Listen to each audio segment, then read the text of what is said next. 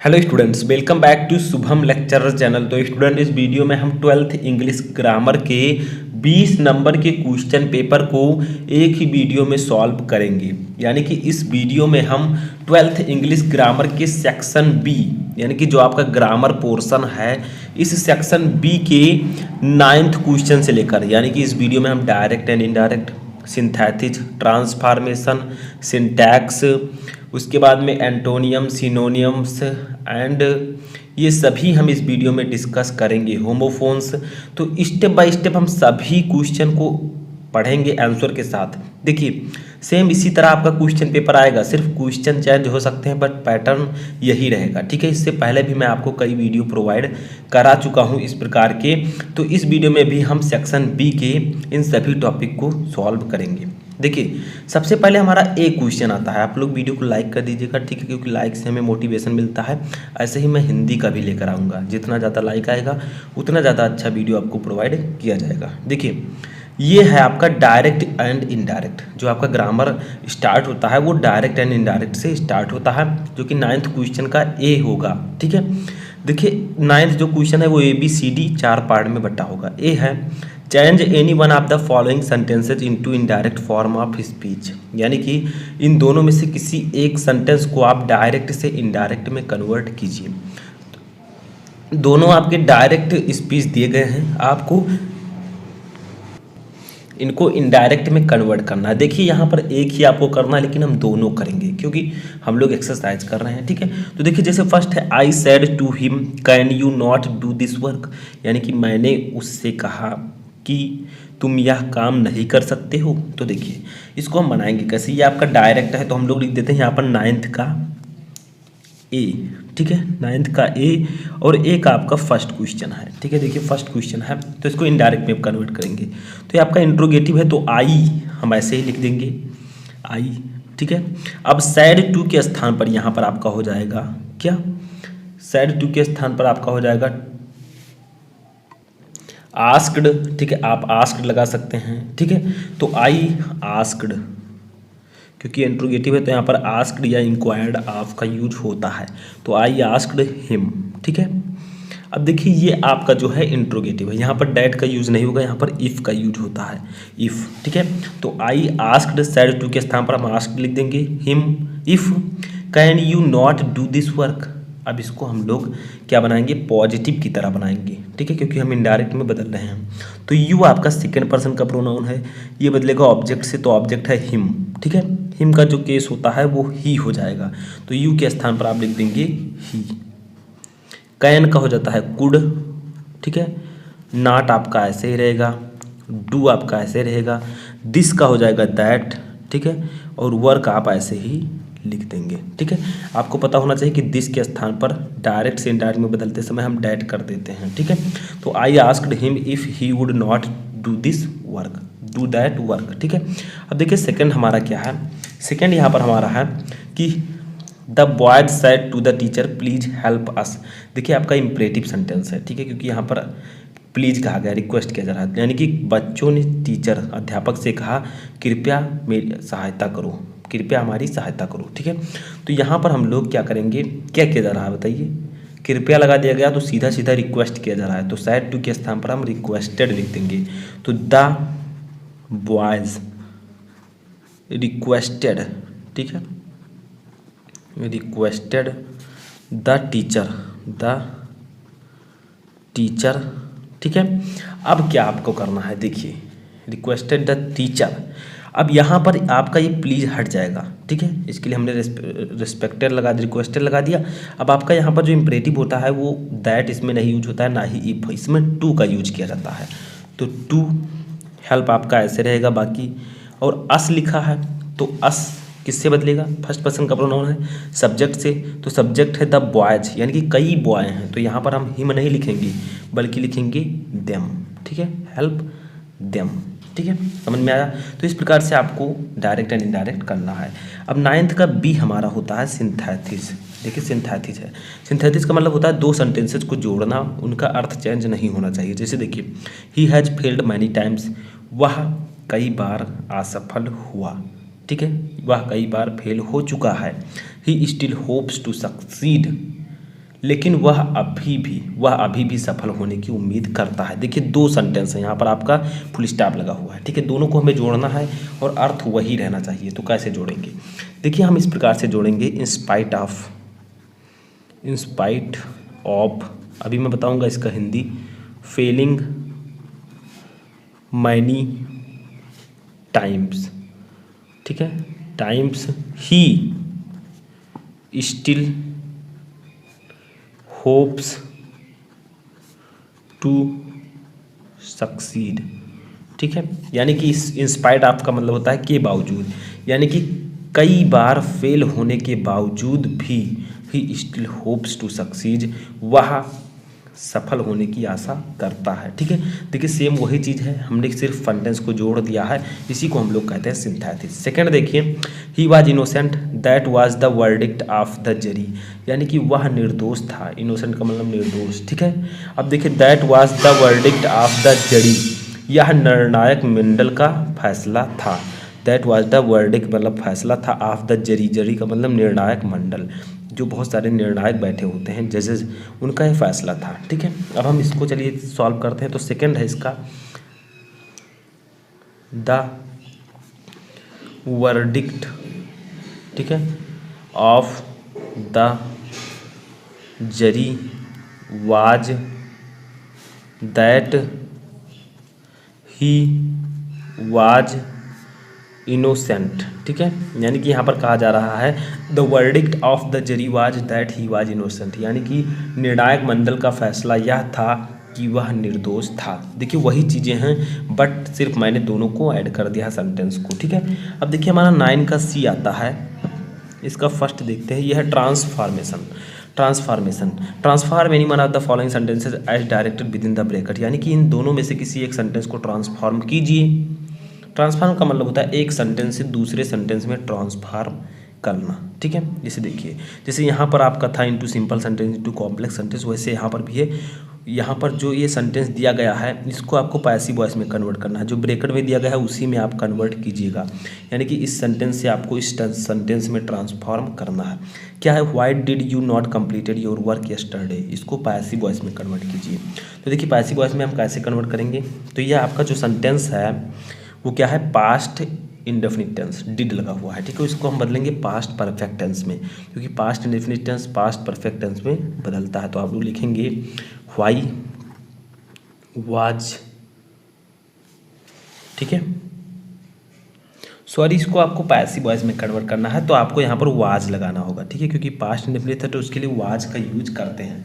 वो आपको कब बदलना होता है, जब आप डायरेक्ट इनडायरेक्ट पढ़ते हैं तो आपको पास्ट इंडेफिनिट टेंस को पास्ट परफेक्ट में कन्वर्ट करना होता है, ठीक है। तो व्हाई वाज, ठीक है, योर वर्क, देखिए योर वर्क यानी कि पैसिव वॉइस में सबसे पहले हम लिखेंगे ऑब्जेक्ट, तो ऑब्जेक्ट है योर वर्क। देखिए तुमने अपना कार्य कल कंप्लीट नहीं किया, ठीक है। तो यहाँ पर क्या नहीं कंप्लीट किया, अपना कार्य, तो क्या का प्रश्न करने पर आपको ऑब्जेक्ट मिल जाएगा, ठीक है। किसने का प्रश्न करने पर या कौन का प्रश्न करने पर आपको सब्जेक्ट मिल जाएगा। तो क्या नहीं कंप्लीट किया, अपना कार्य, तो योर वर्क जो है ऑब्जेक्ट होगा। पैसिव वॉइस बनाते समय आपको पहले ऑब्जेक्ट लिखना होता है, ठीक है।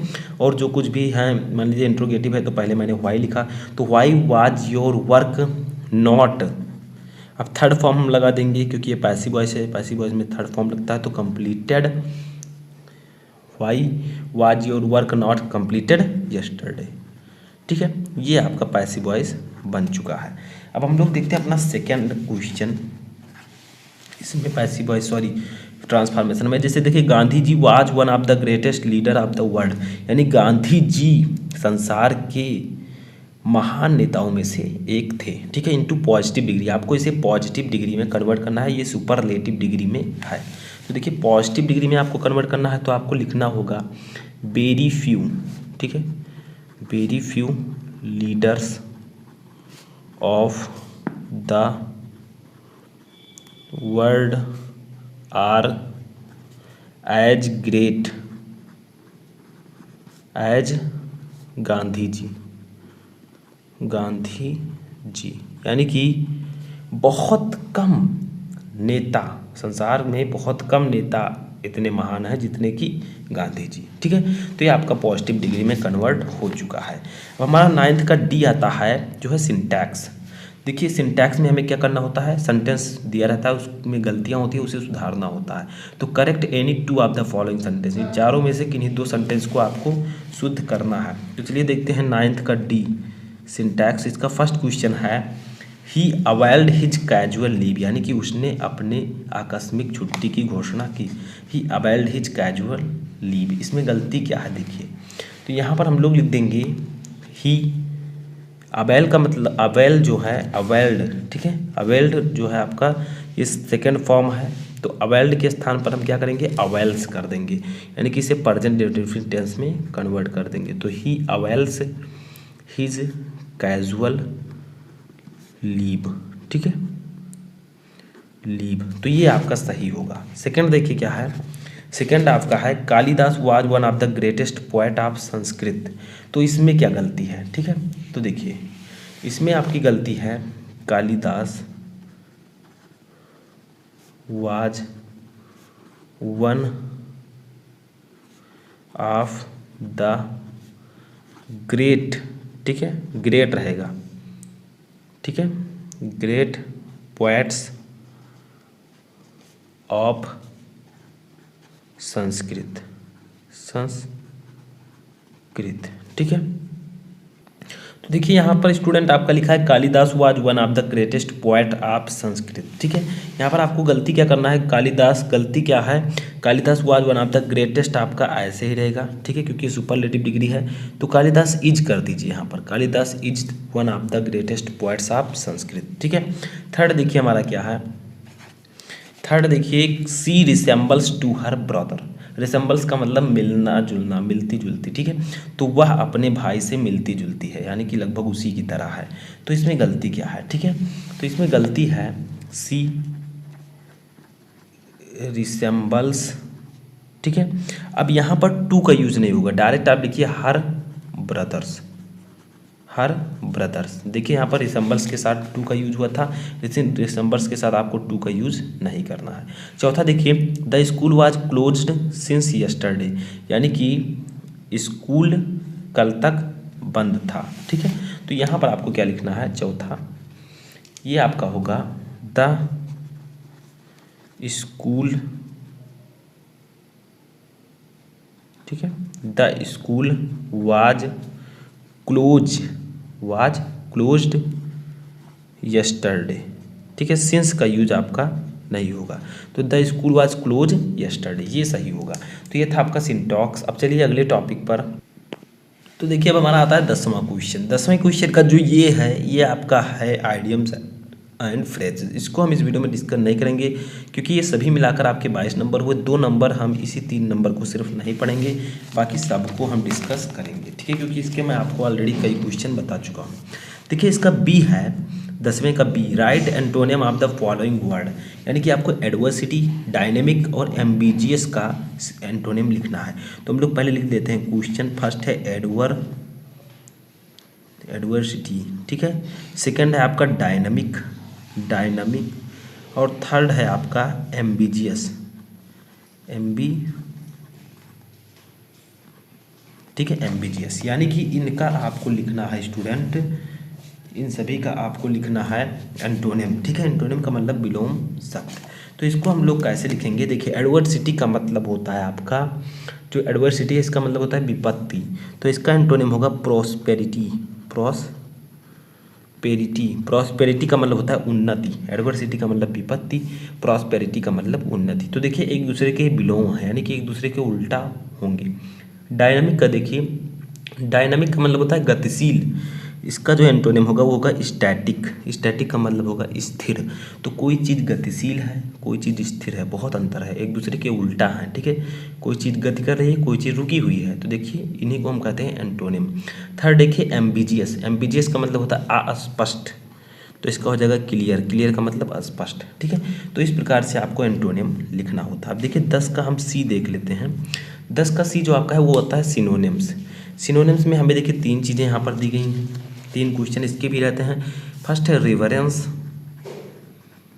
रिवरेंस, सेकंड है सबमिट, सबमिट, और थर्ड है आपका नेग्लिजेंट, ठीक है, नेग्लिजेंट। तो ये 3 आपके दिए गए हैं। सिनोनिम्स का मतलब होता है समानार्थी शब्द, यानी कि वर्ड तो अलग अलग होंगे लेकिन इनके अर्थ समान होंगे। जैसे देखिए रेवरेंस का मतलब होता है सम्मान, तो इसका जो सिनोनिम होगा वो होगा ऑनर या रेस्पेक्ट। इन दोनों का मतलब भी सम्मान होता है। तो देखिए वर्ड अलग अलग है लेकिन इसका अर्थ सेम है।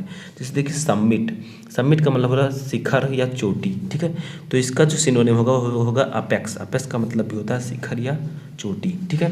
थर्ड है नेग्लिजेंट, नेग्लिजेंट का मतलब होता है लापरवाह, इसका हो जाएगा केयरलेस, केयरलेस का मतलब भी लापरवाह। तो देखिए वर्ड तो अलग अलग हैं लेकिन इसका अर्थ जो है वो सेम है, इसी को हम कहेंगे सिनोनिम्स, ठीक है। अब आता है हमारा डी नंबर। डी है वन वर्ड सब्सटीट्यूशन, यानी कि अनेक शब्दों के लिए एक शब्द। जैसे देखिए यहाँ पर वन वर्ड सब्सटीट्यूशन जो दिया गया है आपका 3 है, तीनों करना है।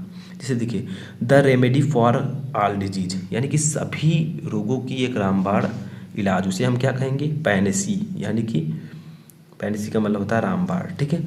That which can't be believe, जिसके ऊपर विश्वास ना किया जा सके उसे हम क्या कह सकते हैं इनक्रेडिबल, अविश्वसनीय। तो चलिए लिखते हैं 10 का जो डी है वो है वन वर्ड सब्सटीट्यूशन। जैसे देखिए the remedy for all disease, यानी कि सभी रोगों की का इलाज, उसे हम कहेंगे पैनेसी, पैनेसी का मतलब होता है रामबाण, ठीक है, यानी कि ऐसी दवा जो सभी रोगों का इलाज करे।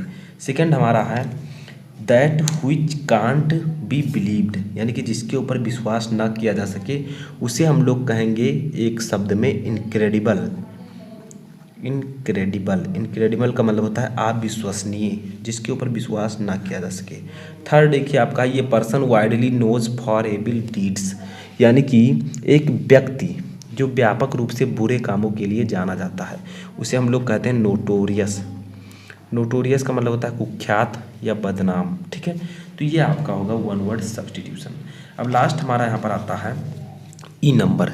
ई आपका है use of the following word in sentence of your own so as to bring out the difference in their meaning clearly, यानी कि 2 चीज़ें आपको दी गई हैं, दोनों का पढ़ने में सेम लग रहा है, ह्यूमन ह्यूमन, ठीक है, बट आपको सिर्फ यही बताना है वाक्य प्रयोग करके कि इसका अर्थ अलग अलग है। जैसे देखिए ह्यूमन है, इसका आप लोग सेंटेंस में इसका यूज कर दीजिए, जैसे आप मुहावरे और लोकोक्तियाँ पढ़ते हैं, ठीक है, तो ह्यूमन और ह्यूमन का इस प्रकार से सेंटेंस बनाइए ताकि लगे कि ये दोनों का जो अर्थ है इन दोनों का वो अलग अलग है।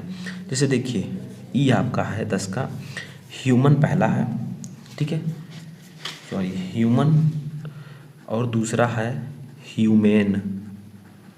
तो इस ह्यूमन का मतलब होता है ये आपका ह्यूमेन, ठीक है, इस ह्यूमन का मतलब होता है मनुष्य या मानव, ठीक है, और जो आपका ये ह्यूमेन है इसका मतलब होता है इंसानियत, ठीक है, इसका मतलब होता है इंसान, इसका मतलब इंसानियत, यानी कि इसका मतलब मनुष्य, इसका मतलब इंसानियत, ठीक है। तो ह्यूमन का कोई ऐसा सेंटेंस बताइए जिससे लगे कि इसका अर्थ जो है मनुष्य होता है। तो देखिए टू इर इज ह्यूमन, यानी कि गलती करना मानव का स्वभाव है। टू इर इज ह्यूमन, इर मतलब स्वभाव, इज ह्यूमन, गलती करना, इर मतलब गलती करना मानव मनुष्य का स्वभाव है, और ह्यूमन का मतलब होता है इंसानियत। तो इसका हम लिखेंगे be human to the animals, यानी कि क्या कहा गया है कि जानवरों के प्रति इंसानियत रखें, be human to the animals, जानवरों के प्रति इंसानियत रखें। तो इस प्रकार से आप 20 नंबर या 19 नंबर आसानी से क्लियर कर सकते हैं इस वीडियो के साथ। इस प्रकार से मैं बहुत सारे वीडियो आपके लिए बना चुका हूं, तो उसको भी आप जाकर देख सकते हैं। तो इस वीडियो में फ़िलहाल इतना ही। अगर आप लोग इसी प्रकार से हिंदी, फिजिक्स, केमिस्ट्री का भी वीडियो चाहते हैं तो आप मुझे कमेंट बॉक्स में बता सकते हैं।